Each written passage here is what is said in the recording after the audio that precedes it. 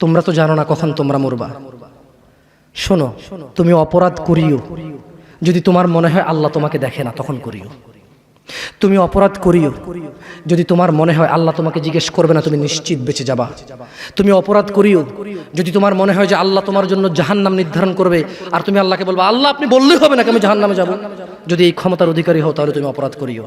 তোমাকে বলি, ইয়া মহিলা, মা, বোন, চাচা, চাচি, নামাজ ছাড়া মানুষ মুসলমান থাকে না। ওয়াল্লাহি আমি বলছি না কোথায় বাঁধবেন, তর্ক পরে। আমি বলছি আপনি নামাজটা স্টার্ট করেন। আমি তোমাকে না করছি না 15 রাকাত পড়তে, আমি বলছি তুমি নামাজই পড়ো না, 4 পড়ো।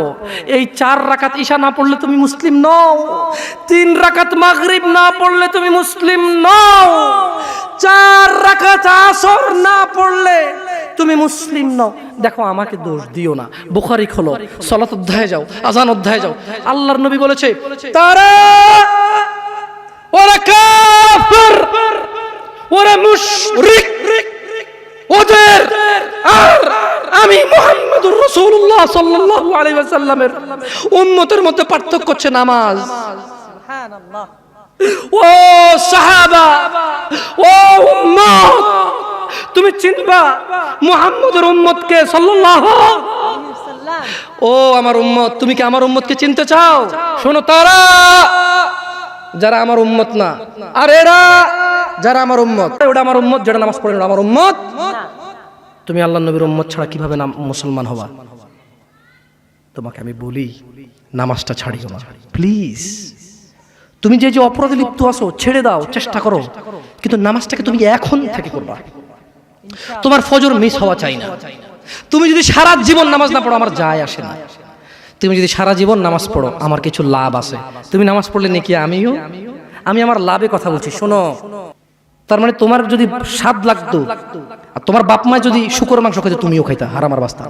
ঠিক, তোমার বাপ নামাজ পড়ে না যুবক, তাই তুমি নামাজ পড়ো না। তোমার বাপে ভাত খায় তাই তুমি ভাত খাও, পাকিস্তানের রুটি খায় তাই ওরা রুটি খায়, চাইনিজরা এইভাবে লাঠি দিয়ে খায় ওরা লাঠি দিয়ে খায়। শোনো, তুমি বলতে চাচ্ছ তুমি শুকর খাও না কারণ এটা হারাম, তুমি মিথ্যু, তুমি একটা চরম মিথ্যাবাদী, ধোঁকাবাজ। ঠিক, তুমি বলছো তুমি শুকর খাও না, এটা হারাম না? তাহলে তুমি নামাজ না পড়ো তো হারাম, তা তুমি কেমনে ছেড়ে দিচ্ছ? এই যুবক, তোমাকে যদি বলে ন্যাংটা হয়ে হাঁটো, হাঁটবা কেন? কেন কেন ন্যাংটা হয়ে কেন হাঁটবা না? কি নোংরা কাজ? তো নামাজ পড়ো না, তোমার শরম লাগে না? আপনি সত্য দাবিদার হবেন। একটা ছেলে প্রকাশ্যে মদ খেলে আপনি তার সাথে মেয়ে বিয়ে দেন না। একটা ছেলে প্রকাশ্যে নামাজ আদায় করে না। আল্লাহর কসম, এই পৃথিবীতে যত মদ আছে সবাই যদি একজনে খেয়ে ফেলে সে কাফের হবে না। কি হবে না? কিন্তু এক ওয়াক্ত নামাজ ছেড়ে দিলে কাফের। ঠিক, কিন্তু কেউ এত জঘন্যতম অপরাধ যা না করলে কাফের হয়ে যায়। প্রকাশ্যে সবাই আজান চলে, কেউ মসজিদে আসে না, কেউ লজ্জা পায় না। ঠিক, তাহলে দুনিয়া কি বলেন তো? তুচ্ছ খেলতামাশা। নামাজটাকে ঠিক করেন।